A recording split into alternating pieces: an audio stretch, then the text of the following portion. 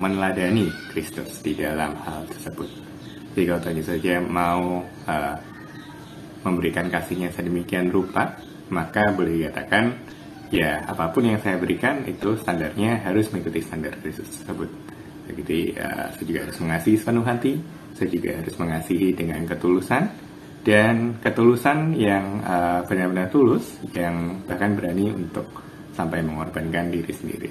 Dan ya itulah yang menjadi satu teladan saya selama ini di dalam hubungan keluarga kami. Gimana?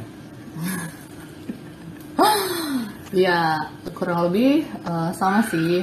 Maksudnya kalau saya pribadi, kalau dilihat dari sebelum memasuki tahapan pernikahan begitu ya, saya cukup merasakan perbedaan begitu ya dalam diri saya. Maksudnya dulu tuh bayangannya adalah saya jadi istri kamu harus begini gitu. Jadi banyak syarat yang diinginkan gitu. Nah, tapi seiring berjalannya proses pernikahan kami juga saya secara pribadi semakin mengerti begitu ya, bahwa dalam pernikahan itu tidak bukan tuntutan begitu yang diutamakan, tapi bagaimana kita secara tulus begitu menerima kekurangan, menerima kesalahan begitu kan. Nah, lalu kita juga yang membantu pasangan kita untuk memperbaiki kekurangan atau kelemahan tersebut begitu. Jadi saya lebih lebih bisa menerima begitu loh, lebih tidak banyak menuntut lagi begitu. Nah, tentunya hal itu dibantu juga dengan komunitas-komunitas yang kami ikuti, lalu ada juga bacaan-bacaan rohani yang kami baca bersama-sama seperti itu. Karena kalau saya pribadi, kalau cuma baca Alkitab saja saya juga bingung gitu, kadang-kadang nanya juga gitu kan, ini gimana sih maksudnya, ini gimana maksudnya. Nah kan, jadi kami bersyukur kami bisa dibimbing, dibentuk begitu ya dalam komunitas Magicom begitu. Jadi dengan pasutri-pasutri lain kami bisa mendapatkan banyak berkat, bagaimana kami harus menjalani kehidupan rumah tangga kami. Juga kami bisa melihat contoh-contoh dari keluarga-keluarga lain, oh ternyata mereka juga mengalami hal yang sama gitu, jadi kami merasa tidak sendiri begitu. Nah, itu sih yang saya pribadi rasakan, kami rasakan gitu ya. Terus kemudian untuk disiplin rohani dalam keluarga, kalau ya gimana? Kalau disebutnya memang kami masih bergumul ya, berhubung ada beberapa perbedaan dari segi jadwal dan seterusnya. Pernah kami coba di doa malam gitu, tapi berhubung ada bayi dan juga kehamilan, itu buat itu jadi agak susah ya untuk dipertahankan. Kemudian kami juga sempat coba di pagi hari, tapi berhubung jadwal kami yang berbeda, terus kesibukan juga berbeda, buat pagi hari juga masih kurang efektif gitu. Tapi yang pasti sih memang untuk anak-anak ya kami terus tekankan ada satu waktu renungan gitu untuk Kasa. Dan untuk kami ya kalau ada waktu yang cukup gitu, waktu-waktu kami kencan, waktu kami juga manfaatkan untuk kita bisa saling sharing, bisa saling mendoakan juga di hadapan Tuhan. Jadi sejauh ini itu ya terutama di luar ibadah mingguan yang kami juga jalankan. Oke, sekian saja sharing dari kami. Terima kasih Bapak Ibu. Tuhan Yesus memberkati.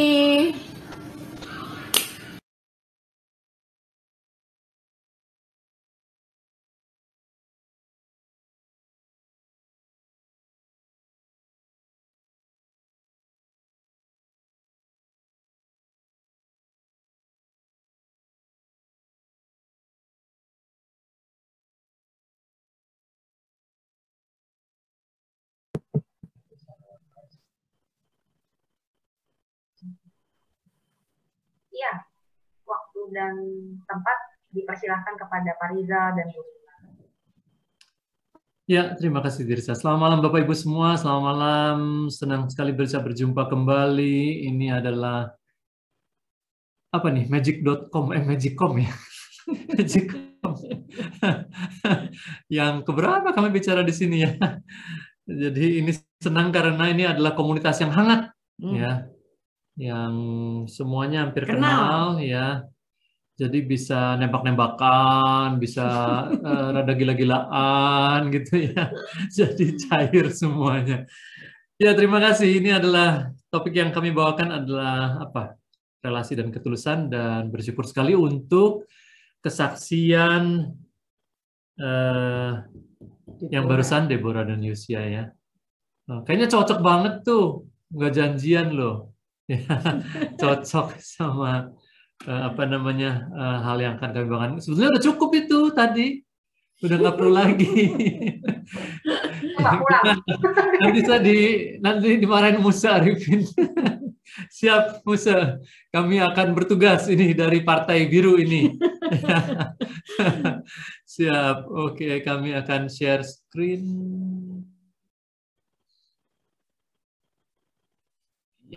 Ya, mestinya sudah tampak ya.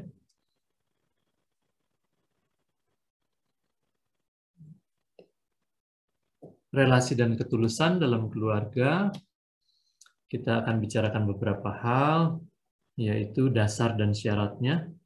Dari 1 Korintus 13 yang kita semua udah tahu, sudah sering membaca. Kita ulang beberapa ayat saja nanti. Kemudian mengenai love cycle, bagaimana relasi dan ketulusan diperkuat atau malah diperlemah ya. Kemudian juga yang ketiga adalah penerapan ide-ide praktis untuk membangun relasi. Mari kita berdoa terlebih dulu. Tuhan Allah Bapa, kami datang lagi ke hadirat Yang Kudus, berterima kasih karena Engkau mengundang kami hadir di tempat ini. Dan dengan ini kami meminta supaya Roh Kudus bekerja di dalam hati setiap kami, berbicara tentang apa yang Engkau inginkan kami lakukan, lebih dari kami sekadar mengerti saja. Kami berserah untuk sesi ini ke dalam tangan-Mu, kami yang berbicara, semua kami yang mendengar, kiranya sungguh-sungguh hati kami dibukakan oleh Tuhan. Dalam nama Tuhan Yesus, kami juga menyerahkan jaringan dan semua teknologi yang kami gunakan. Engkaulah yang beracara. Amin. Nah, kita dasarkan bagian A ini pada 1 Korintus 13 ayat 4-8.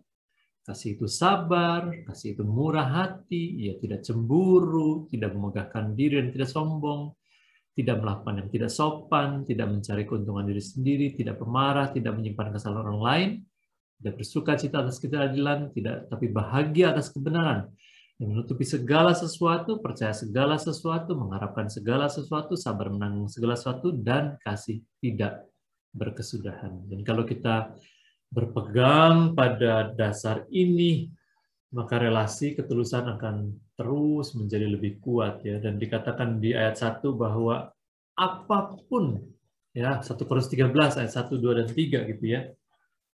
Apapun kita dapat melakukan apapun, atau ayat 3, sekalipun aku membagi-bagikan segala sesuatu yang ada padaku, menyerahkan tubuhku untuk dibakar, tapi jika aku tidak mempunyai kasih, sedikit pun tidak ada faedahnya. Nah, kita orang tua pasti berusaha yang terbaik untuk menyerahkan segala sesuatu yang terbaik untuk anak-anak.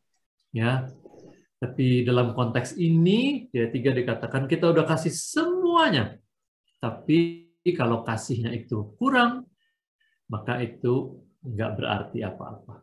Ya. Nah, kemudian syaratnya adalah 1 Korintus 13 ayat 11 ya.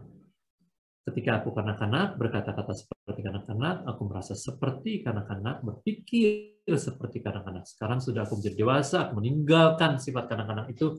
Paulus mengatakan seperti ini dalam konteks kasih. Jadi tadi 4-8 itu kalau kita terus seperti kanak-kanak, maka kesabaran kita, kemurahan hati kita, ketulusan kita, semuanya akan tetap demikian. Tapi waktu kita semakin dewasa, semakin mengenal Tuhan, semakin bertumbuh secara rohani, kita juga berubah, enggak seperti kanak-kanak, tapi seperti orang dewasa, sebagai orang tua. Ya. Maka terutama kita bertumbuh di dalam kasih. Ya. Dan itulah yang membuat kita bertumbuh di dalam relasi kita baik dengan pasangan maupun dengan anak-anak. Jadi itu menjadi dasar bagi kita dan syarat bagi kita untuk kita bicarakan nanti berikutnya adalah hal-hal yang praktis. Nah, terlebih dulu adalah dengan konsep love cycle ini, bagaimana memperkuat relasi dengan unconditional love. Iya, jadi diagram ini akan menolong kita untuk mengerti bagaimana relasi kita bisa semakin diperkuat kalau kita mengikuti cycle berikut ini. Yang pertama adalah unconditional love. Ya, tadi disaksikan oleh pasangan Deborah dan Lucia bahwa kalau keadaan baik-baik untuk mengasihi pasangan maupun anak-anak kayaknya nggak susah gitu ya. Ujiannya adalah waktu mereka menjengkelkan atau kita punya harapan-harapan yang kok nggak kejadian gitu ya. Jadi unconditional love ini menjadi tantangan justru di saat sulit. Apakah betul-betul kita mengasihi di setiap saat gitu ya. Jadi kasih yang tanpa syarat dari hati yang tulus, ketulusan dan nyata sekali melalui sikap dan tindakan kita. Dan itu adalah pertama-tama itu adalah tentang penerimaan ya. Dalam kondisi apapun. Ya, dalam konteks keluarga ya pasangan dan anak-anak. Nah ini nggak gampang, terutama dalam kondisi yang nyebelin ya, kondisi yang beranteman gitu kan, tengkar dan sebagainya. Nanti kita menuju ke hal yang praktis. Tapi ini pertama dulu nih, accept dulu, karena kita seringnya nggak dari sini. Kita ini termasuk kami ya, maksudnya ya begitu ya. Nggak dari sini bergeraknya. Ya kita ngerti unconditional love. Bahkan tadi Yosua juga mengatakan bahwa Yesus aja begitu ya, dan kita maunya meniru dia. Tapi tadi dikatakan juga dalam kesaksian, Yesus aja, Tuhan aja udah menerima kita dalam keadaan kita berdosa ya. Nah, tapi kita kebalik nih, kita seringkali mau mulai dulu dengan yang ketiga. Ya. Ya, yaitu cycle berikutnya ini setelah kita menerima, maka juga akan ada pengertian ya, understand. Ini merupakan tindakan yang nyata ya, yang real berupa keinginan atau usaha untuk bisa memahami, bisa pakai sepatu orang lain dan bisa mengerti begitu ya, betul-betul mau memahami apa sih yang disampaikan atau yang dipikirkan oleh pasangan kita maupun anak-anak kita. Nah, kita seringkali maunya ini dulu. Nah, karena cara pikir berbeda, sifat berbeda, lagi dengan anak juga berbeda. Waktu kita nggak ngerti, kita susah untuk accept jadinya. Tapi sama seperti Tuhan terima kita dulu, dan Tuhan memahami kita, maka kemudian yang terakhir adalah jadinya bisa nyambung ya, relate. Karena apa? Karena kita bisa memahami dan sudah menerima. Oleh sebab itu, dalam cycle ini, kalau kita bisa connect, bisa nyambung, maka kita akan berkontribusi dan betul-betul mempertahankan atau meningkatkan kualitas hubungan sesudah kita bisa connect gitu ya. Dan ini akan terus ya, siklus ya, dia cycling ya. Kalau kita relate dalam satu hal, balik lagi mempertebal kasih kita. Accept lagi di dalam hal lain, maka kita understand, relate lagi, terus dia cycling. Makanya sebagai cycle ini. Nah, ini adalah bagaimana kita memperkuat relasi dengan unconditional love. Tapi kita juga bisa sebaliknya memperlemah, ya, memperlemah. Yang pertama adalah, nah, kalau tadi unconditional, di sini akan memperlemah kalau kita punya posisi sikap hati kita adalah conditional love. Artinya kasih kita itu nggak tulus, bersyarat, dikaitkan dengan sesuatu gitu ya. Nah, kalau ada conditional ini, maka di dalam cycle yang memperlemah ini adalah karena kita tidak menyetujui gitu ya, nggak menerima.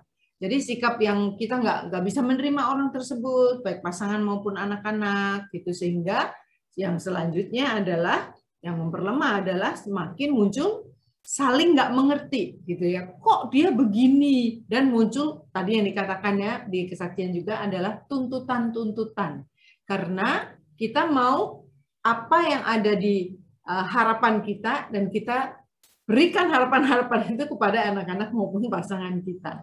Jadi dalam ini nyata banget ya, kita nggak mau ngerti, harusnya kan. Nah, itu adalah salah satu contoh bagaimana kita nggak mau mengerti orang lain.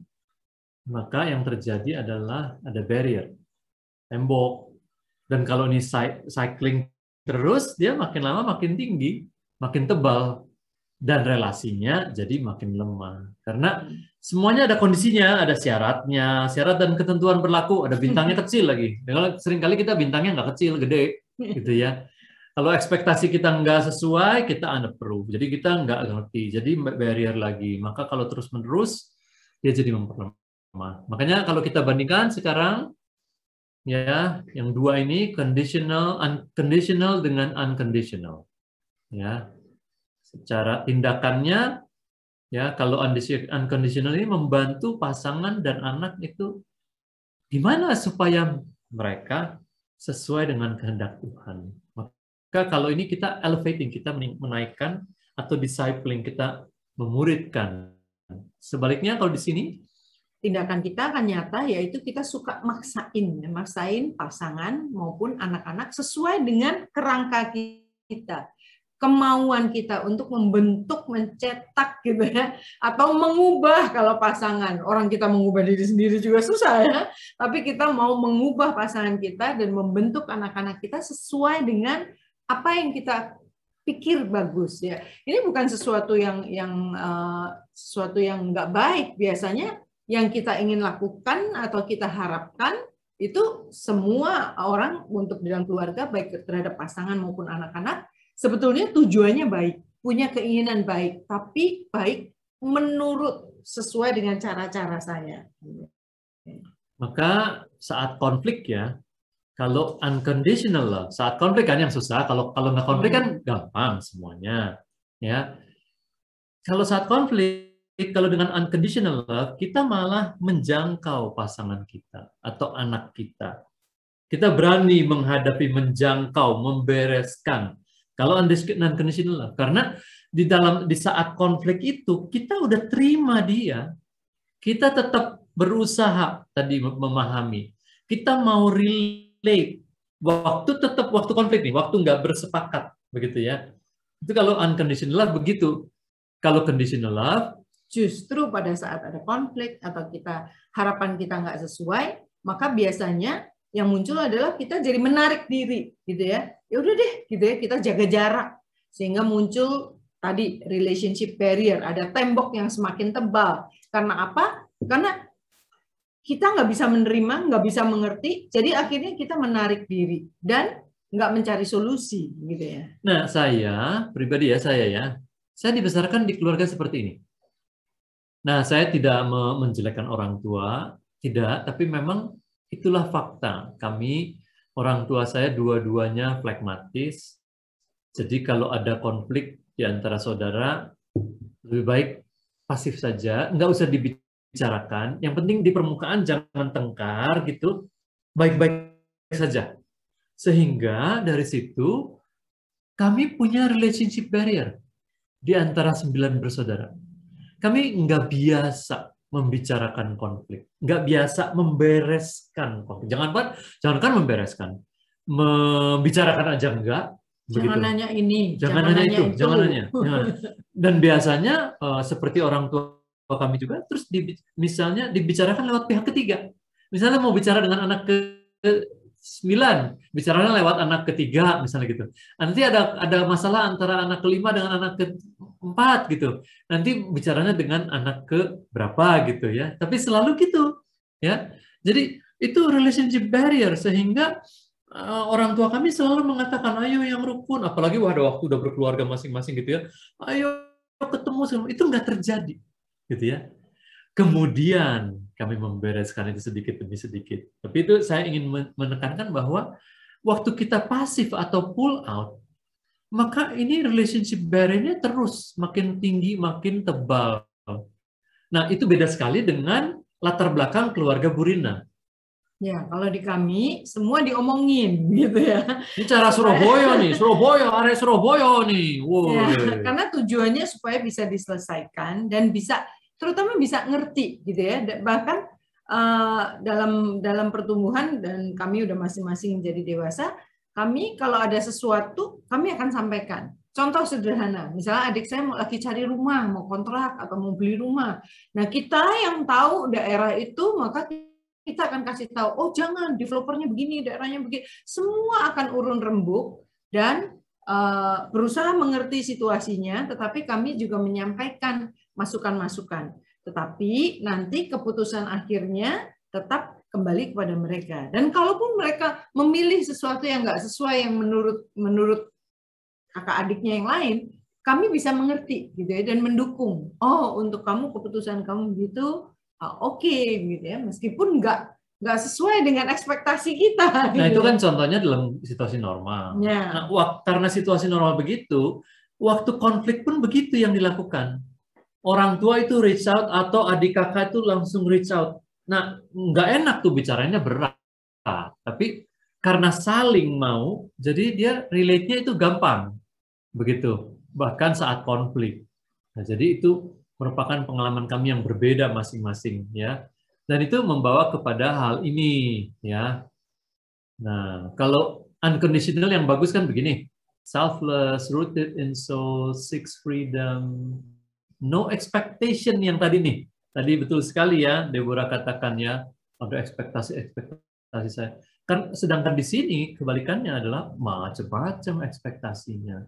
Ya, unconditional itu non-judgmental. Tadi disebutkan contoh di keluarga Bu Rina di Surabaya. Tapi kalau di kami enggak. Jadi sembunyi aja tapi jadi judgmental juga. Oh, dia gitu. Iya, pikir-pikir aja ini gimana nih gitu ya. Nah, ini kan ini ya semuanya juga begitu ya. Needs nothing kalau di sini. Kalau ini kan needy. Betul-betul kebutuhan saya apa. Kalau ini udah secure with self, ini jealous jadinya. Ya. Jadi sekali lagi kita akan menuju ke sini untuk punya relasi yang baik dan melakukan ketulusan dalam keluarga, tapi sering kita terjebak di sini. Entah itu karena latar belakang, entah karena apa dan sebagainya, maka conditional love dan unconditional love itu terjadi pada pasutri. Misalnya, dengan latar belakang tadi, saya nggak biasa membereskan masalah berdua nih. Jadi kalau ada apa-apa tuh saya pasif, saya pull out. Nah, Bu Rina kebalikan. Dan berharap waktu akan menyelesaikan semuanya. Saya dibesarkan begitu. Tapi sebaliknya, Bu Rina kalau ada masalah langsung dung begitu ke saya ya. Saya selalu nggak siap. Dan saya makin menutup diri itu. Dan itu lama, bisa berapa hari begitu ya. Nah, di sana kan nunggu begitu ya. Nah, buat Bu Rina kalau dia udah ngomong bong dia selesai. Dia beres, udah keluar semuanya. Nah, saya nggak selesai, saya nggak bisa tidur, gitu ya. Tapi ini makanya lah ya, soal relasi dan ketulusan ini, karena latar belakang kami berbeda, jadi berbeda cara menanganinya, begitu. Nah, membutuhkan waktu saya 3-5 tahun dari awal pernikahan kami untuk saya berani, tanda kutip, mengimbangi. Kalau ada masalah apa-apa, saya berani bicara. Itu membutuhkan saya 3-5 tahun untuk jadi seperti itu begitu ya, untuk menghilangkan tembok relasi itu gitu ya. Contoh lain, ini hal lebih sederhana, contoh lain di antara kami gitu ya. Bu Rina latar belakang Katolik ya, saya dari Kristen, tentunya berbeda cara-caranya. Kami sepakat untuk ke satu gereja. Nah, jadi kami ke gereja Kristen. Nah, dengan latar belakang itu Bu Rina nggak biasa berdoa itu bersuara. Jadi saya pengennya kita berdoa gantian ya bersuara kalau berdoa berdua, tapi berdoa berdua gitu nggak terjadi. Jadi yang terjadi adalah gini cara doanya ya.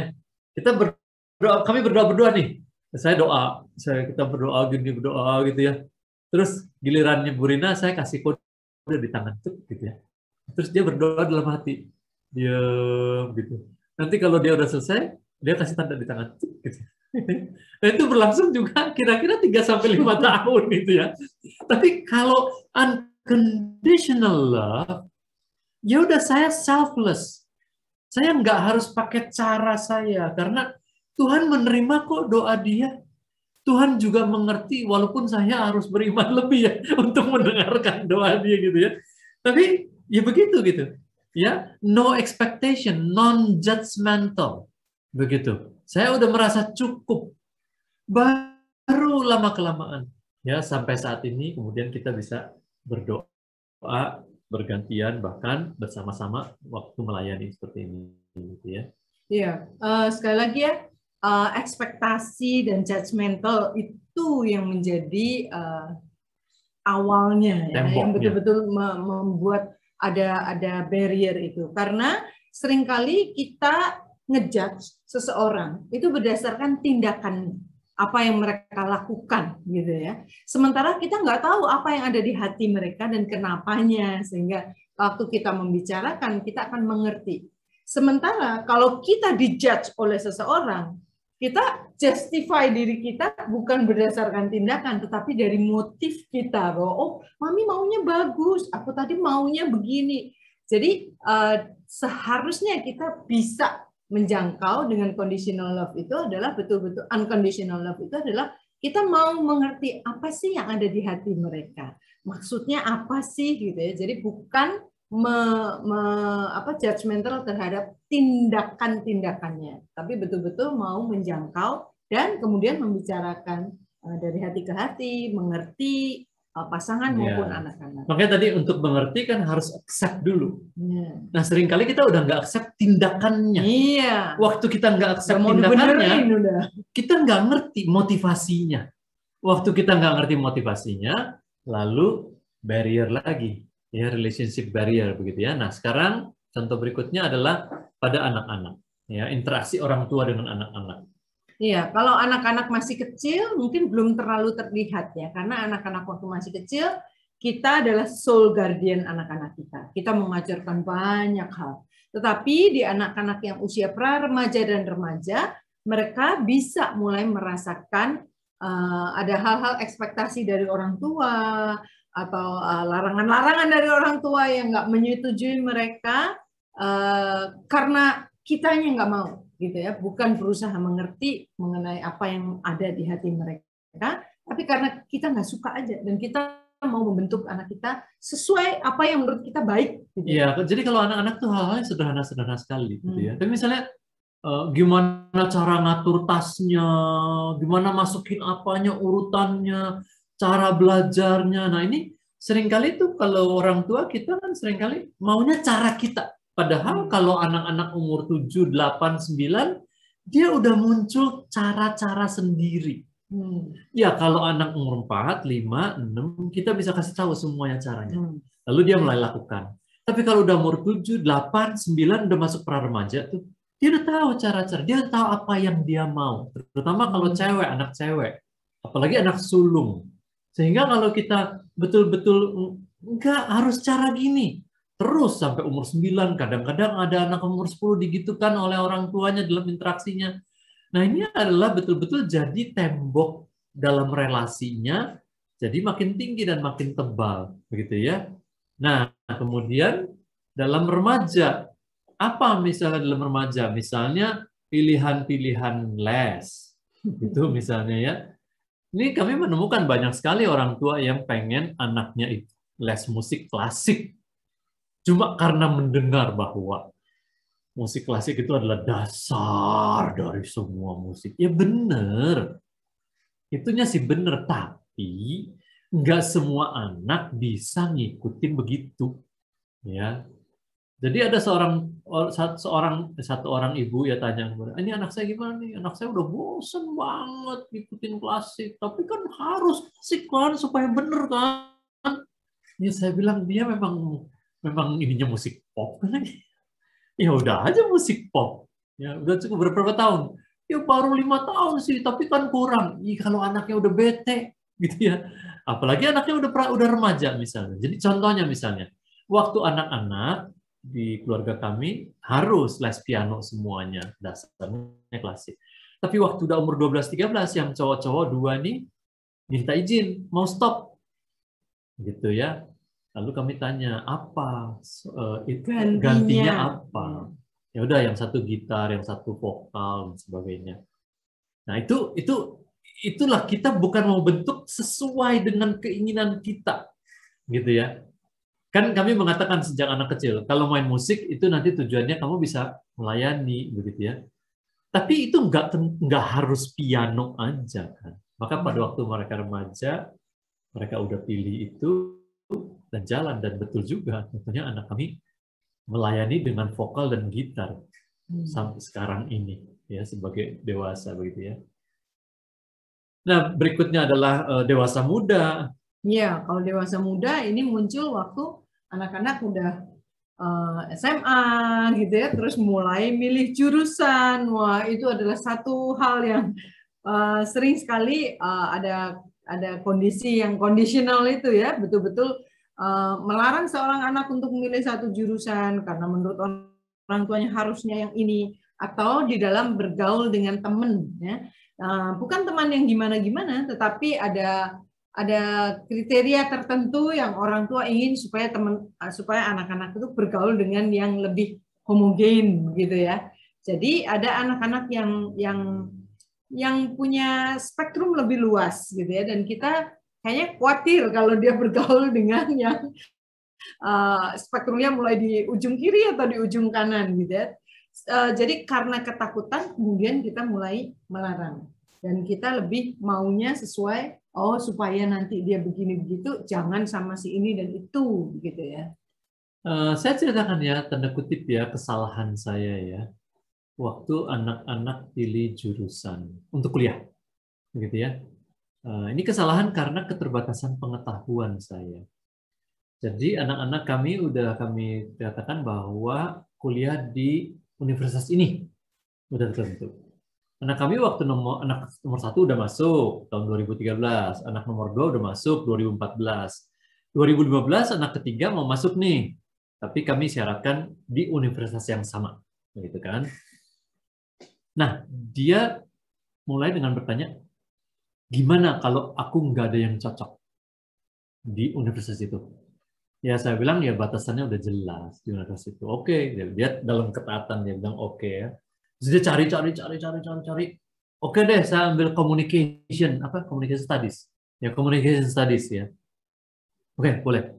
Terus dia tanya sebetulnya sama saya, boleh nggak aku ambil jurusan worship?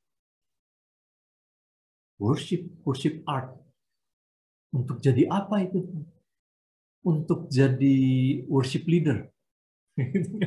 Nah, di dalam keterbatasan pengetahuan saya bilang, ayah udah jadi worship leader sejak muda. Gak perlu sekolah itu. Oke, dia taat gitu ya.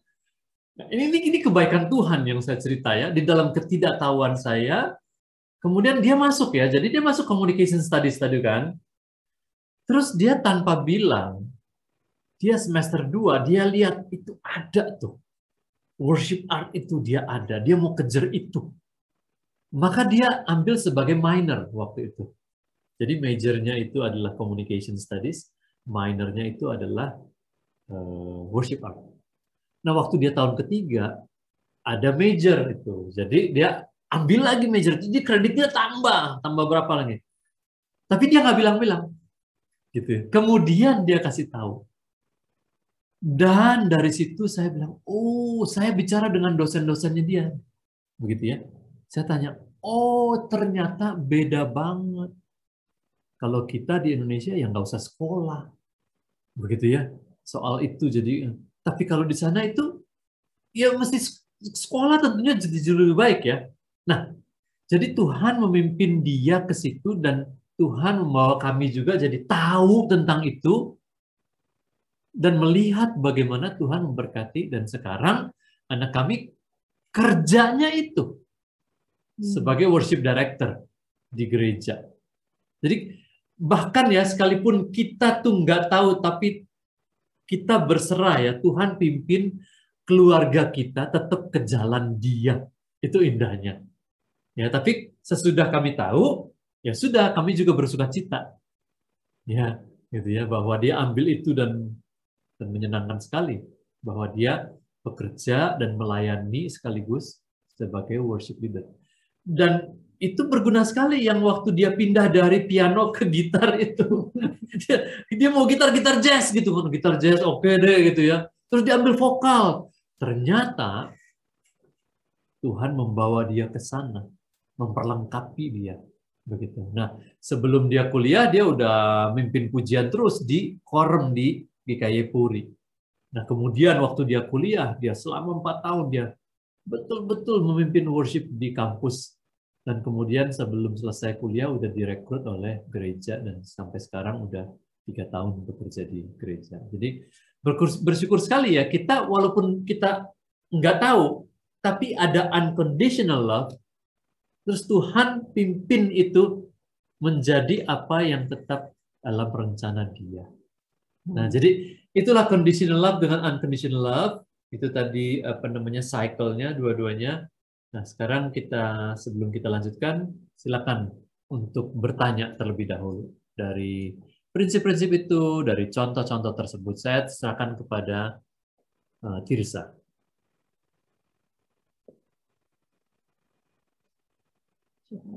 Mana Tirsa? Ya, Bapak Ibu bagi yang mau bertanya silahkan tidak usah ditunjuk. Jadi bisa langsung raise hand atau mungkin bertanya di kolom chat gitu ya.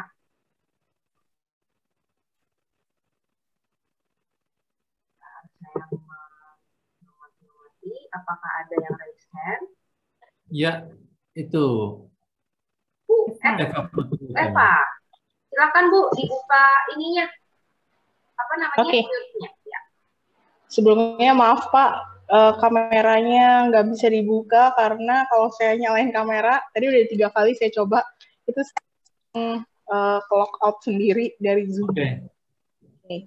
Jadi pertanyaan saya adalah kayak yang tadi Bapak dan Ibu udah bilang ya, bahwa di usia-usia tertentu anak itu ketika dia sudah bisa tahu apa yang dia mau, sebaiknya kita coba ini ya, gimana ya, nggak terus-terusan mengarahkan ke apa yang kita mau gitu kan. Tapi bagaimana kita tahu gitu bahwa sebenarnya apa yang dia pilih ini nih ya itu juga baik buat dia gitu. Karena kadang kita ngerasanya ya sebagai orang tua kita lebih tahu gitu. Iya. Kalimat yang terakhir menarik. Kalimat yang terakhir menarik. Gue lebih tahu. Ya kan, ngerasanya kayak kayaknya anak saya talentanya ini deh gitu. Kok kenapa dia maunya ke situ ya gitu. Terus kita tuh tahu dari mana nih langkah yang betul nih apa gitu. Memang udah pasti doa ya. Udah pasti gitu. Cuman sometimes ini umur berapa nih anak? datang lebih lama gitu. Anak umur berapa? Sekarang sih masih umur 6 mau 7 tahun. Gitu. Seumuran sama anaknya Tirsa. Kita satu sekolah juga anaknya.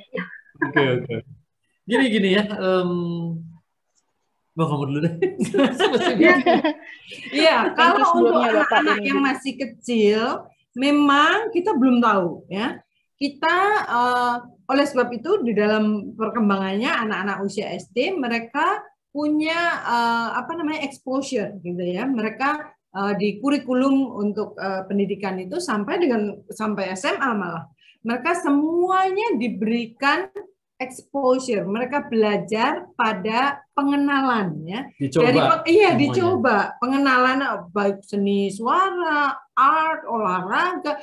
Jadi kurikulum itu sudah mencakup secara komplit gitu ya, dari segi sainsnya, dari segi linguistik, dari segi aritmetik, dari segi seni, dari segi olahraga supaya anak-anak berkembang gitu ya secara dia tahulah satu standar yang minimal gitu ya, yang diperlukan sehingga nanti dalam pertumbuhannya dia bisa menjadi seorang dewasa muda yang dewasa secara pengetahuan juga gitu ya. Jadi nanti di dalam mereka terus tumbuh kembang akan kelihatan minatnya kemana ya, dan ekstrakurikulernya bisa ditambahkan untuk satu periode, terus kemudian coba yang lain, gitu ya, sehingga di dalam pencarian nanti akan muncul, bahkan kalau di IPK itu jelas sekali waktu anak-anak di usia 16 tahun baru mereka IPK counseling akan memberikan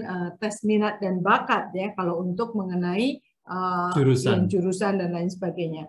Tetapi mengenai minat dan bakat itu nanti kita akan bisa melihat dalam pertumbuhannya adalah dari apa yang mereka lakukan waktu mereka punya waktu ekstra, gitu ya. Itu menunjukkan ketertarikan mereka. Tapi sebelum kita tahu, tentunya diperkenalkan dengan makin banyak diperkenalkan untuk satu masa tertentu, maka anak-anak akan oh aku suka yang ini, atau kita pun bisa melihat bahwa oh Tuhan kasih talenta di bidang ini, gitu ya. Cuma juga sekarang ya seiring dengan perkembangan zaman, kan sekarang cepat sekali perubahannya. Kita nggak bisa punya sikap kita lebih tahu. Itu dia, jangan ya. Cari tahu sama-sama. Itu dia. Kalau udah remaja, cari tahu sama-sama. Yeah. Kalau dia masih anak umur 78, kita cari tahu. Gitu. Misalnya sekarang ada banyak kursus coding. Apa? Coding, gitu ya. Terus coding, terus dia bilang, jangan, mami nggak ngerti, mati aja lu, gitu kan? Kan nggak bisa gitu kan? Robotik, gaming segala macam itu kitanya jangan anti. Itu dia. Kitanya cari info kalau anak-anak masih umur 78. Tapi kalau ada anak-anak udah umur 13, 14, kita bisa sama-sama browse. Kita bisa sama-sama datangi tempat kursus itu, apa-apa. Terus tadi dikatakan Bu Rina, coba aja berapa bulan. Termasuk seni ya. Dulu zaman kita masih kecil atau generasi yang sebelumnya lagi, namanya gambar kok masa les ya gambar gitu ya. Sekarang ada global art, ada competition, ada gitu ya. Bahkan ada pottery, ada macam-macam lah ya. Zaman kita yang nggak ada. Kalau gambar ya udah pokoknya gambar gunung, sawah, matahari, selesai. Jadi kami begini ya, waktu anak-anak sejak kecil itu adalah lesnya tuh satu seni, satu olahraga. Itu yang kami tetapkan. Jadi makanya waktu anak-anak kami yang cowok itu udah umur 13, dia bilang, kami boleh nggak berhenti ini yang pianonya. Tapi karena prinsip kami satu seni, satu olahraga, jadi kami selalu tanya, jadi substitusinya apa? Begitu. Dan dia katakan, oh ya yang gitar deh, yang satu aku mau vokal gitu. Oke, kita cari sama-sama. Begitu. Ya, jadi seperti itu ya, Eva ya. Thank you. Jadi sekarang iya orang tuanya jadi Thank you Pak. Bu. Orang tuanya juga jadi mengalami masa pergeseran juga ya. Maksudnya kalau tadi melihat tentang accept gitu ya, berarti kalau anak punya keinginan, kita sekarang pada posisi yang tadi Pak Rizal juga sharing tentang keterbatasan pengetahuan, berarti kita juga jangan langsung nggak terima gitu ya. Maksudnya kita pelajari betul juga apa yang dia inginkan, berdoa bareng juga sudah pasti gitu ya. Wah, karena maksudnya sumbernya kan sekarang sumber pembelajaran juga nggak kayak orang tua kita dulu ya. Maksudnya sekarang udah juga banyak banget gitu, jadi memang butuh kerendahan hati untuk belajar sama-sama anak ya gitu ya. Betul. Waktu kita accept itu, kita mesti rendah hati itu ya. Terus mesti understand itu. Sama rendah hati, ketulusan begitu. Untuk sama-sama. Dan sekarang itu kan 5 tahun, 10 tahun udah perubahannya cepat sekali. Kalau dulu kan satu generasi itu 20 tahun. Nah, sekarang tuh 10 tahun. Gitu.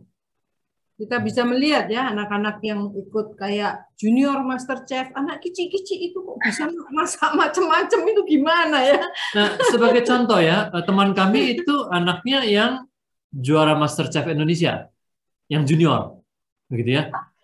GKI Greenfield tuh, ya kan? Tapi dia waktu anaknya minta gini, waktu masih kecil ya anak minta, aku minta dibeliin panci yang begini. Wah mahal itu, jangan. Minta dibeliin pisaunya yang gini Mi, aku buat potong daging tuh. Wah nggak bisa, itu pisau jutaan, ya nggak bisa lah ya gitu ya. Terus dia mau beli alat kocokan apa gitu, jadi dia ngocok sendiri. Tapi lama-lama dia udah lihat ya, ih anak ini sungguh-sungguh dan anak ini jago sekali gitu ya. Lama-lama mulai dibelikan gitu, waktu udah remaja ya, waktu udah remaja terus gitu ya. Tapi itulah butuh kerendahan hati dan ketulusan kita. Yang penting kalau kita punya relasi, kita bisa ngomong. Dia nggak pull out, kita nggak pull out gitu loh. Nggak jadi ngambekan gitu. Terus nggak ngomong, udah nanti aku nggak minta apa lagi. Tapi aku misalnya lakukan sendiri dengan teman-teman kegiatan di luar gitu. Itu dia. Kalau nggak jauhin kayak gitu ya Pak ya? Ya. Pokoknya nggak boleh, udah. Terus bisa Anak bilang, cowok kok masak-masak. anak cowok kok masak. Mau jadi Loh, apa? kebanyakan chef mah cowok. Yang di rumah masak ya cewek. Kalau di restoran ya cowok. Masak di hotel-hotel gede-gede banget gitu kan. Itu butuh tenaga gitu kan. Ya. Saya potong rambut juga lebih enak sama cowok, Pak. Lebih rapi. Nah itu, aduh. Oke, pertanyaan berikutnya. Ada di chat, terima kasih. Ada yang curcol, Evelyn ikut coding. Iya, kegiatan di rumah saya balet, pakai biola, ternyata ikut coding. Ya, luar biasa ya. Bagus, bagus. Dari Ibu Yunita, selamat malam Pak Rizal dan Murina. Bagaimana mengurangi sikap itu tadi ya, underestimate kepada pasangan dan anak. Latar belakang saya dibesarkan dengan ayah yang agak perfeksionis. Apakah turut berperan? Terima kasih. Silakan Pak. Ya, turut berperan, turut berperan. Ini apa? Chinese atau bukan? Chinese kayaknya deh. Saya asumsi aja. Karena kalau di Chinese value-nya gitu. Kalau yang masih tradisional, itu ayah itu betul-betul ya. Batak Pak. Apa Batak? Iya. Batak. Ya. Sama itu. Kalau Batak pun sama itu. Nggak ada bedanya itu, Pak. Apa kata Bapak, kau turuti aja. Jangan lagi bikin-bikin yang lain. Gitu. Tergantung margamu apa. Gitu ya. Jadi kira-kira sama. Di Batak juga itu kuat sekali peran ayah, gitu ya. Jadi kalau peran ayah, Anda sadar latar belakang Anda dari keluarga seperti itu, ya sudah. Itu kita terima saja latar belakang kita. Seperti tadi saya cerita latar belakang saya di keluarga. Tapi kan kita belajar, kita mau berubah. Kita nggak bisa persis seperti yang kita waktu dibesarkan. Apalagi dunia sekarang udah lebih terbuka begitu ya. Nah, ini jadi penting nanti dalam menemukan jodoh juga. Harus kau cari boru apa itu. Jangan yang lain-lain, harus borunya jelas itu ya. Itu memang kalau dalam perbatakan memang kebanyakan teman-teman saya begitu sih. Ya udahlah kalau soal pernikahan ya udahlah ya. Temukanlah boru apa itu. Tapi sadari ya, kalau sudah sadar ya bagus. Ayah saya begini. Apakah saya juga harus begitu? Tentunya zaman sedikit berbeda, dunianya sudah berbeda, nilai-nilai juga bukannya tambah jelek, tapi ada pergeseran, kita mesti buka lebih sedikit lebih lebar begitu ya.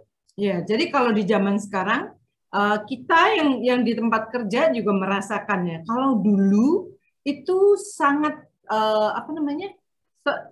dalam hal sekolah atau bekerja itu prestasi itu menjadi indikator utama ya. Tetapi di zaman sekarang bukan prestasi dan kehebatan kita, tapi justru kolaborasi dan teamwork ya. Jadi kalau di kampus-kampus kita melihat bahkan di SMA ada SMA yang punya sister school gitu ya, terus mereka tukar pelajar ya.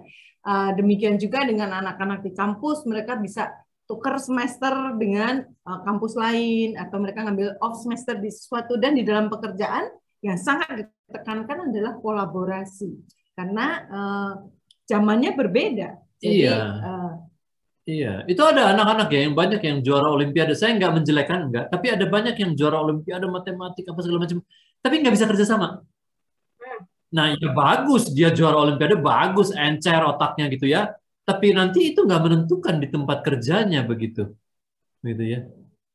Jadi assignment sekolah sekarang banyak sekali yang mengajarkan anak-anak untuk bisa teamwork, terus kemudian presentasi, assignment-nya itu betul-betul menekankan kreativitas dan kolaborasi. Soft skill-nya banyak. Iya. Soft skill. Oke. Terima kasih. Iya Pak, tadi kan kebanyakan Bapak menjawab yang lebih ke anak ya. Kalau yang ke pasangan gimana Pak? Apanya nih yang gimana? Bagaimana mengurangi itu ya, sikap underestimate kepada pasangan. Oh, underestimate. Ya, betul ya. Ada pasangan yang begini. Ada pasangan yang pendidikannya beda sekali antara suami istri. Sehingga dengan itu si suami underestimate istri. Padahal kalau kita udah dipersatukan oleh Allah, itu pendidikan bukan satu hal lagi yang jadi ukuran, gitu. Kita udah penolong yang sepadan ini gitu loh. itu apa namanya, dasarnya dulu ya secara spiritual, ini penolong yang sepadan. Jangan lihat apa namanya latar belakang pendidikan gitu. Ada juga di hal lain adalah underestimate karena latar belakang keluarga, latar belakang sosial ekonomi, begitu. Dari yang berbeda gitu. Jadi underestimate. Padahal kalau pasangan itu kita underestimate, maka dia akan jadi lebih ke bawah. Nggak akan bisa mengimbangi. Nggak akan bisa jadi penolong yang sepadan. Begitu. Ya. Satu hal, misalnya kami ya, saya dari kuliah, saya udah melayani, saya udah di mimbar-mimbar, saya udah segala macam. Bu Rina berbeda, begitu? Enggak begitu.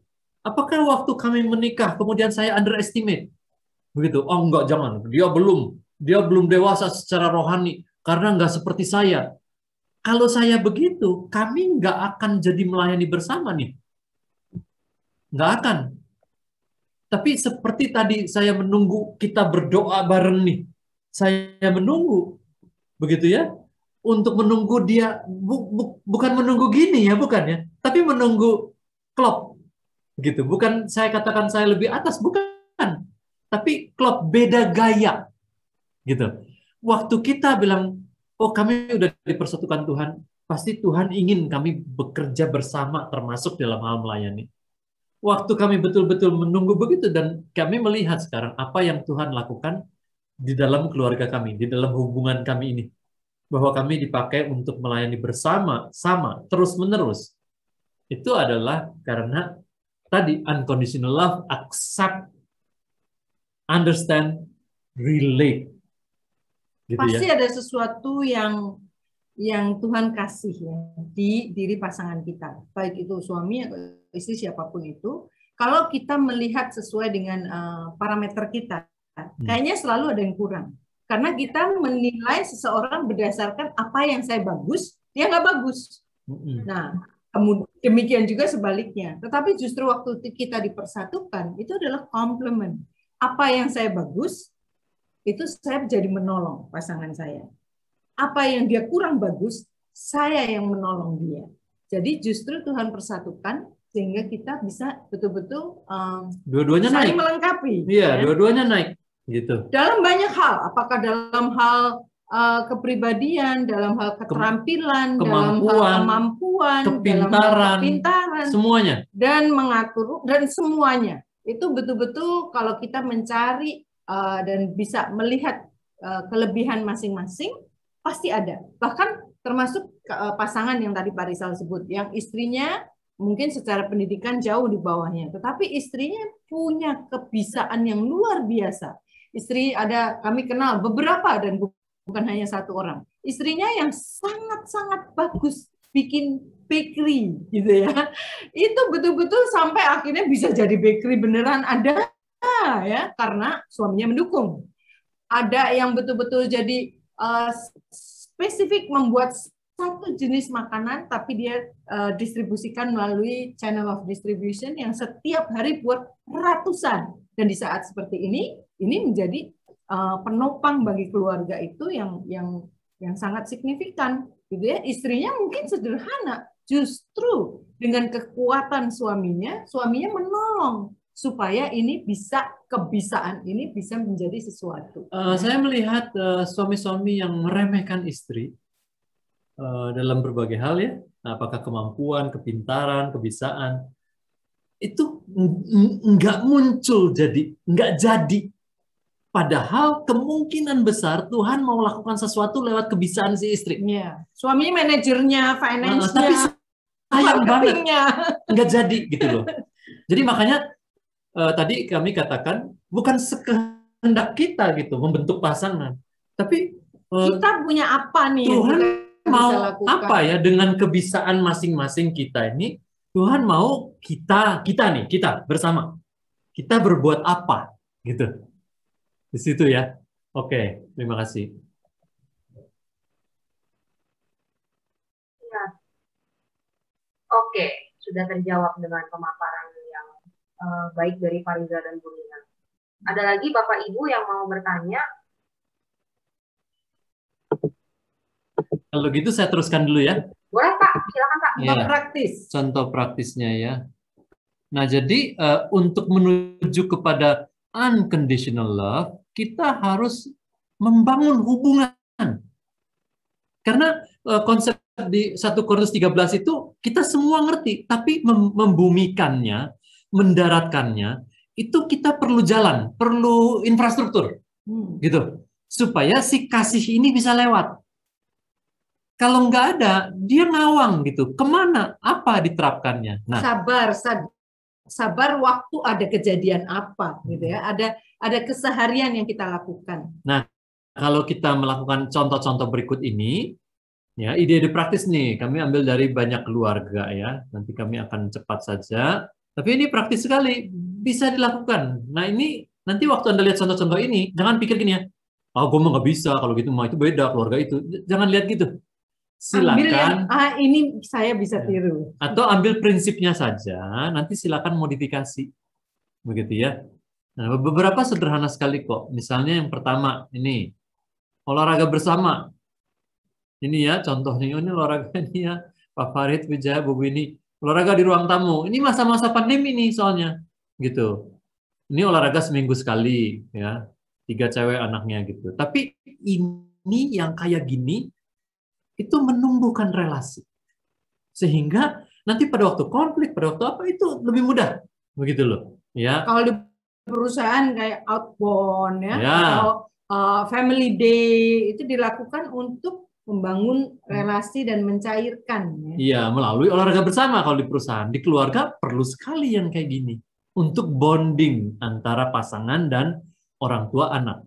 Kedua adalah melatihkan keterampilan tertentu.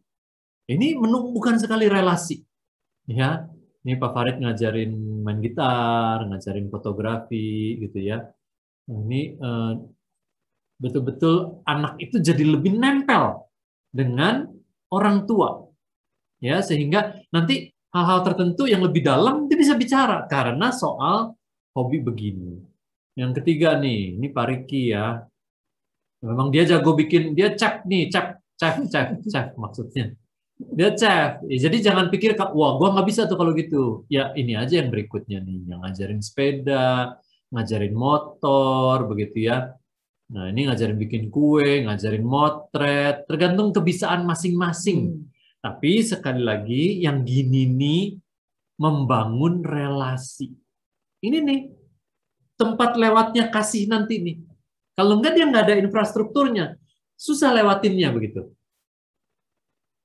Ketiga, perbanyak main indoor, outdoor, main ke sawah, ya ini hari Bu ini ya, main kemana aja, ya, main hujan, main hujan perlu. Sekarang udah jarang deh orang main hujan. Ada nggak keluarga di sini yang main hujan? Kalau belum hujan, bikin hujan buatan tuh dengan opa. Nih, main hujan buatan nih. Gak ada hujan kan udah panas, semprotin pakai ini ya. Ini seru banget gitu. Cari permainan yang sederhana yang bisa dimainin tapi ini menumbuhkan relasi begitu ya.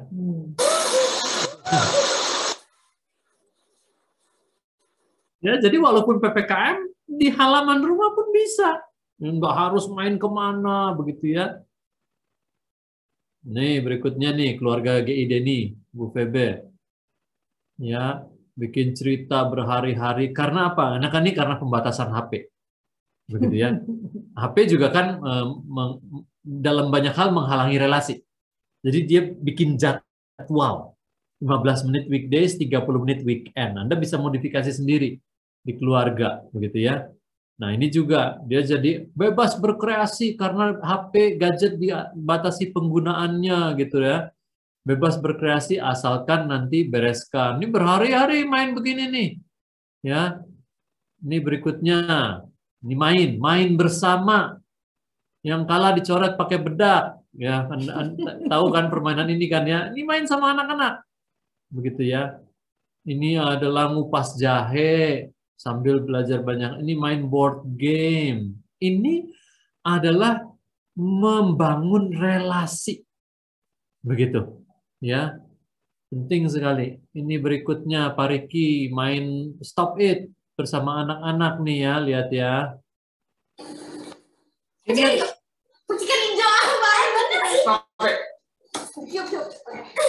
ada suaranya nggak itu ya? Ada, oke. Jadi betul-betul cari bermain bersama.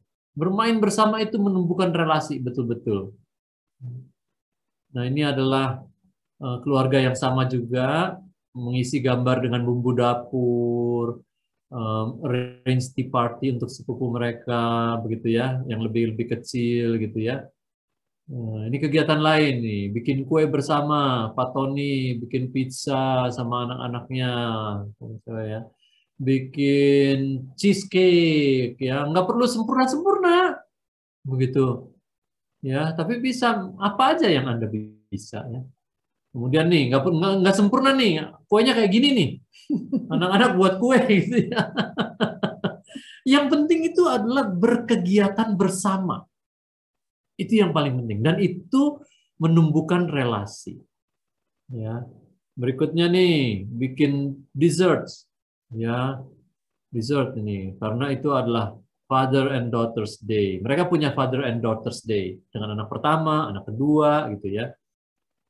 Apa aja bisa dibuat. Nih, aktivitas lainnya nih, berjemur.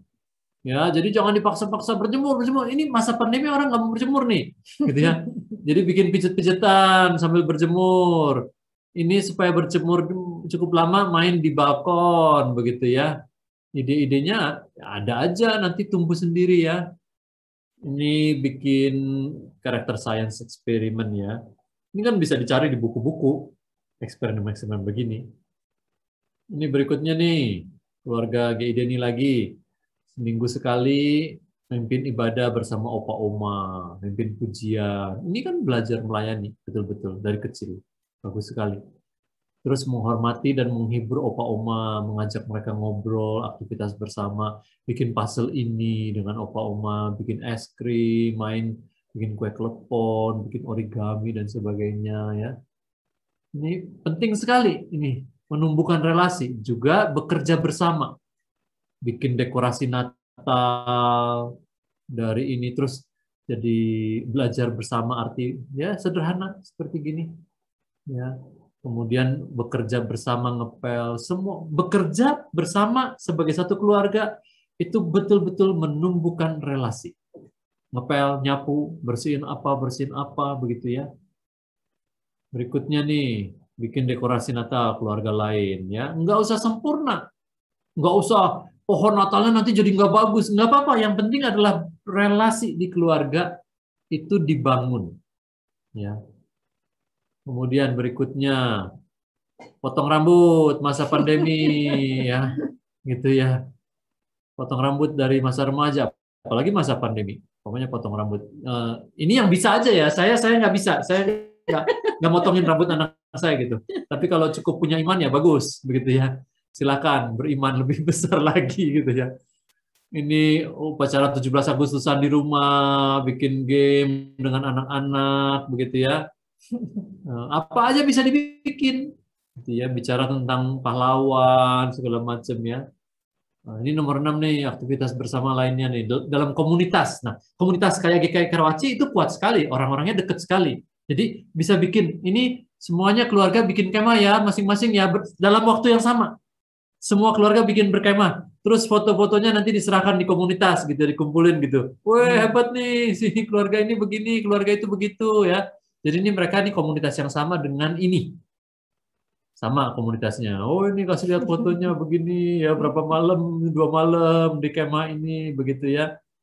Nah, nanti bikin kegiatan lain juga adalah apa nih? Ini sama kemah lain lagi dengan anak yang lain lagi ya. Tapi ini di komunitas, jadi komunitas itu bikin idenya. Terus pelaksanaannya semua keluarga lakukan secara bersama-sama. Begitu ya. Nah, contoh lain. Bikin piknik-piknikan. Oh, ini sama, ini berkemah di rumah. Ini bikinnya di tempat tidur nih ya. Bikin kemahnya. Oh, ini seru banget ini. Ini anak-anak inget sepanjang hidupnya, seru banget. Ini berangkat ke kemahnya. Padahal berangkat dari rumah ke rumah juga sih. Gitu ya. Tapi kan seru. Terus masuk ke kemahnya begitu ya.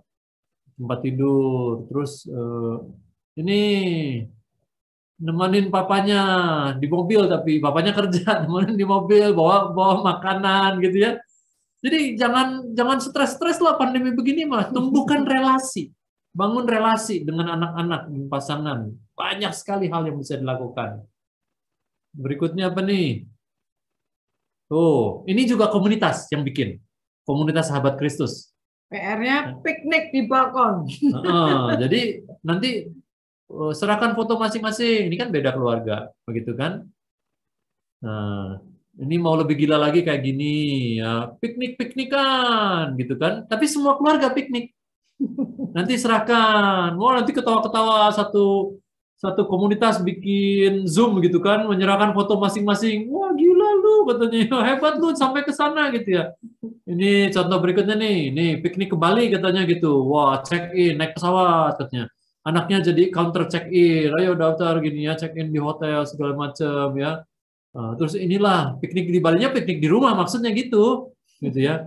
Nih piknik di rumah nih. Ini Bali ceritanya gitu. Wah, berpakaiannya ala-ala Bali gitu ya. Bikin makanan gini gitu. Ini terus di-share foto-fotonya di komunitas begitu ya. Wah, ini seru sekali. Ini membangun relasi di dalam keluarga dan dengan keluarga-keluarga lain. Berikutnya adalah bikin sandiwara keluarga, sekeluarga. Sandiwaranya tuh harus satu keluarga. Bapak Ibu dengan anak-anak. Nanti keluarga lain juga. Terus di videoin 5 menit, ditayangkan di komunitas begitu ya. Ya, kemudian bisa juga keluarga-keluarga yang melayani bersama ya. Nah, saat ini mungkin belum bisa ya dengan gereja belum di rumah, tetapi kalau masih berupa rekaman-rekaman bisa juga dilakukan. Ini bisa nih lewat Zoom. Ini GKI Center nih, itu ya. Itu contoh-contoh. Berikutnya adalah ini bagaimana kami bergaul dengan anak-anak kami, dengan teman-teman mereka. Terus ya ini dengan teman-teman mereka, begitu ya. Kalau kita, ini kami lakukan sejak kecil, sejak anak-anak kecil, mengundang sesudah sekolah minggu, sudah gereja, teman anak-anak diundang beberapa ini ikut ke rumah. Nah, waktu mereka kuliah, kami lakukan ini terus. Nah, sekarang setelah mereka menikah, tetap kami lakukan terus, dan sehingga banyak sekali pembicaraan dengan anak-anak. Ini piknik di depan rumah, terus sesudah itu main bersama. Ini main bersama nih, wah seru banget deh pokoknya main bersama nih. Jadi dari kecil, remaja sampai mereka udah dewasa. Ini ada videonya ya sedikit ya. Ini main bersama nih.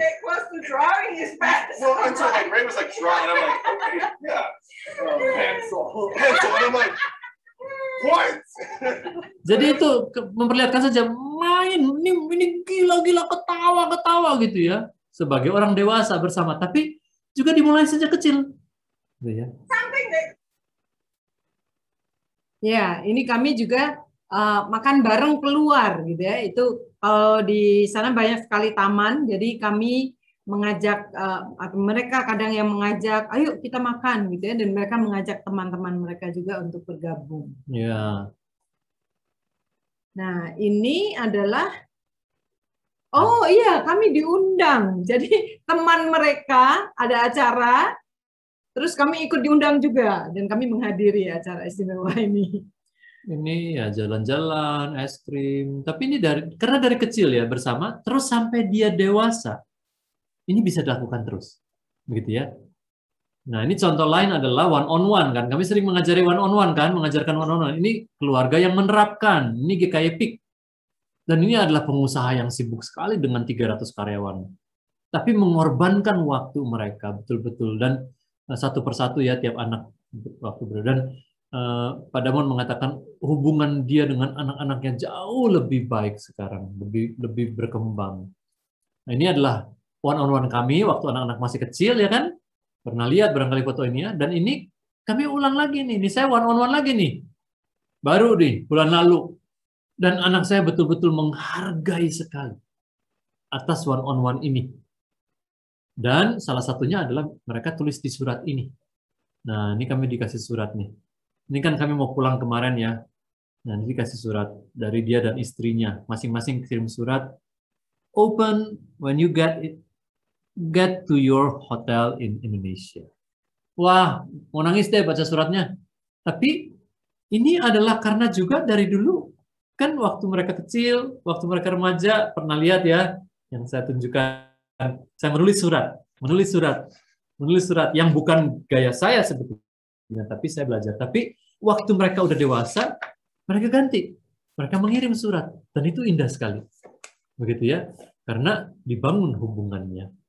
Nah, jadi saya ulang kembali kalimat ini, no success in public life can compensate for failure in the home, dari Benjamin Disraeli, Perdana Menteri Inggris zaman tahun 1800-an.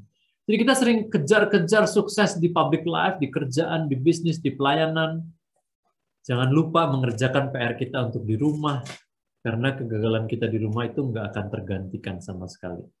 Jadi itu contoh-contoh, nanti ini kan file ini kan saya serahkan, nanti kami kirim juga ya, bisa didiskusikan di kelompok bagaimana nanti eksekusinya sebagai satu komunitas. Karena kalau sebagai komunitas kuat sekali gitu loh, akan kelakon gitu, terlaksana.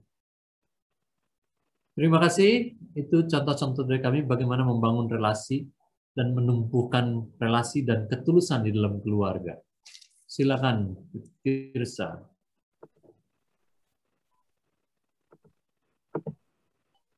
Iya, komplit banget ya tadi foto-foto dan juga contoh-contohnya gitu ya. Jadi gimana dong, mau nanya nggak?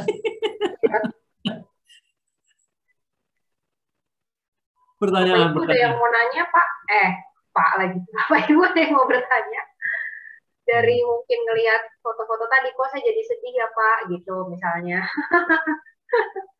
Ini apa namanya? Banyak yang mungkin ngerasa apa namanya?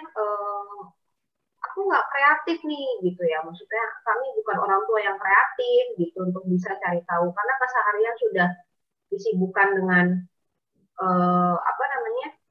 Anak sekolah dan segala macam gitu ya, maksudnya tugas-tugas gitu tuh. Bapak juga tahu maksudnya kurikulum di Indonesia tuh gimana gitu kan. Cuman tuh iya. Ini tadi semua saya kasih contoh semua keluarga di Indonesia loh ya. Iya. Tahu. Itu yang udah sibuk sama kurikulum Indonesia semuanya. Podo wae iku kabeh. Nah, jadi kalau Anda kurang kreatif nggak apa-apa. Sama juga dengan kami kurang kreatif. Tapi kami beli buku, sama ikut komunitas. Dan kalau kurang kreatif, ya wes contoh-contohin aja yang tadi-tadi itu. Tinggal maksud kami memberikan foto-foto itu sebagai contoh buat keluarga-keluarga yang kurang kreatif, sehingga jadi kreatif. Cara kreatif pertama kali adalah nyontek, karena kami juga nyontek dari buku-buku, nyontek dari keluarga-keluarga. Nanti saya bisa kasih itu ya, Anda FB Friends deh sama si ini, Manti Rifai. Tirza kenal ya, Manti Rifai. Wah, lihat postingannya di FB itu, keren-keren banget untuk anak-anaknya. Sama Nidia apa, nanti saya kasih tahu deh. Nidia, waduh, kalau lihat foto video-video mereka di FB ya, untuk anak-anak mereka. Wah, luar biasa, bagus-bagus dan kreatifnya. Silakan, nanti saya kasih, bisa nyontek sama mereka. Anak-anak mereka masih kecil-kecil sekali. Masih umur 4, masih umur 5. Tapi sekali lagi dulu ya, teman di GKBJ itu. Ya, waktu kami memulai dengan anak-anak untuk melakukan banyak hal ya, apakah lipat-melipat ataukah membuat semua yang kami lakukan, kalau kami lihat kembali sekarang, kualitasnya ya nggak bagus-bagus amat gitu ya. Sederhana sekali kalau anak-anak sekarang dengan apa namanya media dan lain sebagainya, mereka membuat jauh lebih bagus dari zaman kami dulu gitu ya. Kami simpel banget, kertasnya juga sederhana sekali, tetapi buat anak-anak tetap aja itu fun melakukan sesuatu bersama-sama. Jadi kualitasnya. Iya. Jadi kalau kami lihat-lihat di Instagram ya, keluarga Peggy tadi, Tony Pramana sama Peggy. Waduh, itu mah bagus-bagus sekali. Di FB, Manti Rifai sama Nidia siapa tuh? Nanti saya kasih tahu. Wah, canggih-canggih. Itu udah generasi yang sekarang. Jadi silakan contoh dari mereka. Tapi kami kasih umpannya dulu buat Anda. Jangan merasa, aduh kami nggak kreatif. Nggak apa-apa, contoh aja semuanya. Dan biasanya waktu kita sudah memulai, nanti kemudian terus makin dari waktu ke waktu jadi nambah lagi. Oh, ada ini, ada itu gitu ya. Jadi mulai dengan apa yang kita punya, apa yang kita bisa, nanti akan Tuhan tambahkan. Makanya kalau komunitas ini GKI Karawaci bergerak bersama, ide dari 5 orang ada 10 ide, itu udah bisa dijalanin dalam 10 bulan. Oh, dari ini kita lakukan ini yuk, bersama-sama lakukan itu, betul. Terus nanti apalagi yang bulan kedua, ide dari siapa, itu kita jadi betul-betul lakukannya sebagai satu komunitas. Bagus sekali tuh, nggak usah tiap keluarga cari ide sendiri. Ya. Itu Pak ada ide. Ayo main coklat bersama Bapak Ibu. Terima kasih loh idenya Bu Yunita. Tuhan menentang orang yang congklak. Congkak itu Mali. Ya, ada pertanyaan Pak di kolom chat. Ini nyambung sama pertanyaan saya sih. Jadi gimana tadi kepikiran gitu? Gimana dengan anak-anak yang ya tadi ya remaja? Kalau Bapak kan memang udah ngebinanya dari kecil gitu ya. Maksudnya relasinya itu sudah terbentuk dari kecil. Gimana dengan orang-orang yang pasutri dan orang tua yang tidak udah terlanjur belum membangun relasi yang kuat dulu tapi dipenuhi dengan ekspektasi regulasi gitu ya. Lalu akhirnya apakah terlambat gitu untuk memulai di usia yang transisi udah gede gitu. Terus gimana memulainya gitu? Itu kan tadi enggak ada yang terlambat sih. Kalau kita mau membangun hubungan tuh nggak ada yang terlambat. Gitu kan? Umur berapapun kita mau meningkatkan hubungan kan di perusahaan aja. Tadi tuh main bola bareng, outbound bareng supaya apa? Supaya teamwork-nya terjadi kan. Maka di keluarga pun sangat bisa dilakukan. Ini ada pertanyaan. Jadi one on one itu mulai umur berapa ya? Ya kalau kami mulai dari anak-anak, begitu kan? Karena kami belajar. Nah sekarang Anda yang anak-anak yang udah remaja, ya lakukan aja dengan anak remaja. Apa yang dilakukan? Pertanyaan itu ya. Jangan bicara koreksi. Jangan bicara instruksi. You just have fun. Jadi ngobrol seperti temen. Kita kalau janjian sama temen, masa kita terus ketemu sama temen di kafe, terus koreksi. Lu gue lihat begini-begini di FB lu. Kan males temennya kan? Nah, sama aja. Anak atau pasangan, kita one on one ya dengan pasangan, dengan anak.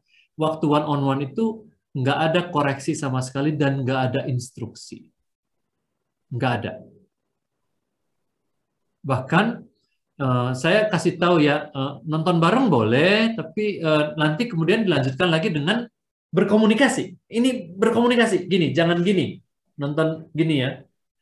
Pergi nonton boleh, tapi kemudian berikutnya ngobrol. Bulan lalu saya on one dengan anak saya yang udah dewasa itu, saya menyiapkan betul-betul saya mau memuji dia dalam hal apa. Saya siap. Memuji, Pak. Memuji. Iya. Bukan menguji kan? Bukan. Karena waktu pertama dia jadi worship leader. Saya banyak banget koreksinya. Harusnya gini, itu kamu kurang ini, kurang itu. Saya banyak banget koreksinya, dan itu saya salah. Dan dia langsung menolak. Saya suka bilang, oh musiknya gini, ini harusnya gini, bassnya gini, vokalnya gini, wah terlalu banyak. Dan kemarin saya udah tahu, kemarin saya bilang, saya jadi fans kamu sekarang ini. Terus saya membahas bagaimana vokal dia udah berkembang, bagaimana dia ngaturin. Terus dia, wow, itu berarti sekali buat dia. Dan saya membahas bagaimana dia keluarga barunya dan bagaimana istrinya, pujian sukacita yang ada di dalam hati seorang ayah. Dan dia membalas di surat itu yang dikirim. Jadi sekali lagi, jangan ada koreksi, jangan ada instruksi. Ngobrol, mau betul-betul berteman dengan pasangan atau dengan anak. Dan itu bekerja di umur manapun. Ya cari aja tempat yang dia seneng ya makanannya ya, es krimnya kayak, atau apanya kayak gitu. Dan itu efeknya jauh ya, jangka panjang ya efeknya. Apakah satu on satu lagi bacanya, one on one hanya dengan salah satu ortu saja cukup Pak? Misalnya ayah dengan anak laki-laki atau ibu dengan anak perempuan. Bisa, ya. Tapi namanya one on one, satu ke satu. Kita nggak mau ngobrol bertiga. Karena kita mau meningkatkan relasi di antara saya dan satu anak. Saya dan satu anak. Jadi tadi Pak Damon melakukan di 3 minggu berbeda, 3 anak yang berbeda. Dan minggu keempatnya dengan istrinya. Halo, istri jangan ditinggal ya. Halo. One on one juga, Justru yang utama itu ya, Pak. Woi, Acun ngangguknya keras banget. Acun udah banyak fotonya. Udah banyak deh fotonya. Nah, dulu waktu anak kami masih kecil, jadi 4 ya. Saya tiap minggu tuh satu anak 1, 2, 3, 4, terus dengan Bu Rina. One on one. Gitu. Jadi, dalam konsep kami, yang one on one itu memang bapak. Karena yang harus menumbuhkan hubungan dengan anak itu terutama adalah ayah. Ibu lebih nggak perlu. Tapi kalau mau melakukan itu dengan ibu dengan anak perempuan atau ibu dengan anak laki, itu juga bagus juga. Begitu. Mengingat kayak suami itu udah dari jam 7 sampai jam 5 misalnya pergi gitu ya, maksudnya kerja gitu ya. Di rumah kan cuman anak sama mamanya, itu udah dianggap one on one belum ya Pak? Betul, betul. Iya.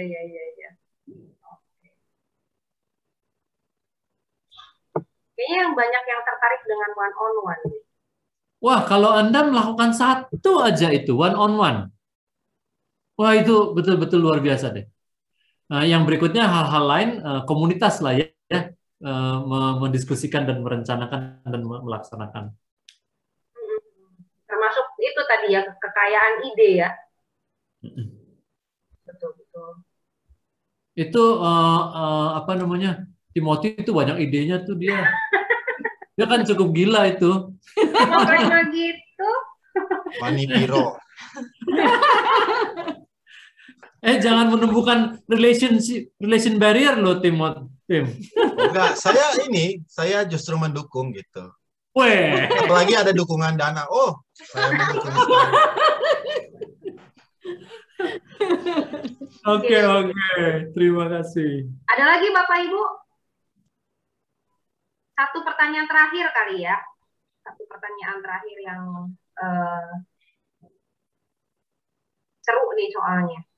Dan tadi sepertinya Pak Rizal sama Bu Rina membaca pikiran kami para pengurus, karena jangan kemana-mana sampai akhir pengumuman karena ada sesuatu yang berhubungan dengan yang tadi itu untuk kita bisa lakukan bersama-sama sebagai satu komunitas. Bisa baca pikiran kayaknya di Pak Rizal, cenayang banget. Nah, ada lagi Bapak Ibu? Yakin nih? Yakin Iku. Yakin nih. Yakin?